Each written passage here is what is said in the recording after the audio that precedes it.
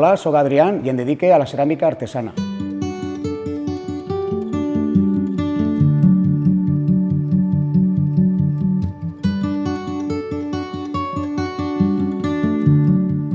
Esta empresa la va fundar el meu rebesavi, que va vindre des de Manises, i actualment jo pertany a la quinta generació d'una dilatada família d'artesans. Este sector pràcticament el portem en la sang, ja són tantes generacions que ho has viscut en el dia a dia. Vindre així inclús quan érem menuts en les amics a jugar en l'argila, o sigui, és una cosa que forma part de mi. La ceràmica és un món d'improvisació, moltes coses no ixen bé.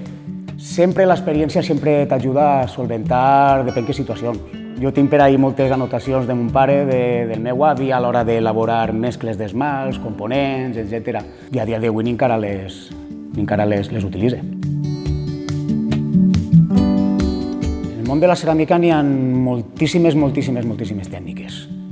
I en cada país o inclús en cada regió tenen una forma diferent de treballar l'argila i és el que distingeix uns ceramistes d'altres.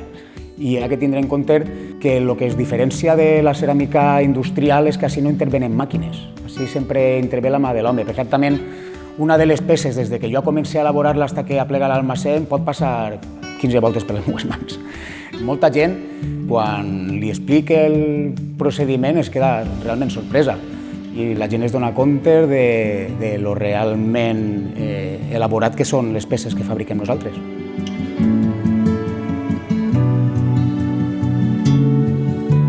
El meu ofici m'apassiona, perquè sense passió no podies dedicar-te a això, perquè és un sector que també és prou complicat sobreviure a dia d'avui.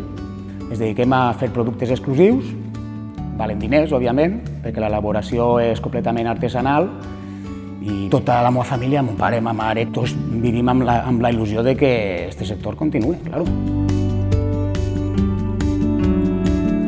Nosaltres estem integrats en l'Associació d'Empresaris de Biar, en AEBI, que al seu temps està integrat també en Confecomerç. En un poble com Biar és important estar dins d'una associació que t'aporta una sinergia col·lectiva a l'hora de poder fer activitats conjuntament, perquè sempre la gent té tendència a anar-se'n a grans superfícies i a ciutats. Entonces, entre nosaltres sempre tenim una col·laboració prou estreta a l'hora de fer eventos, firetes, etc.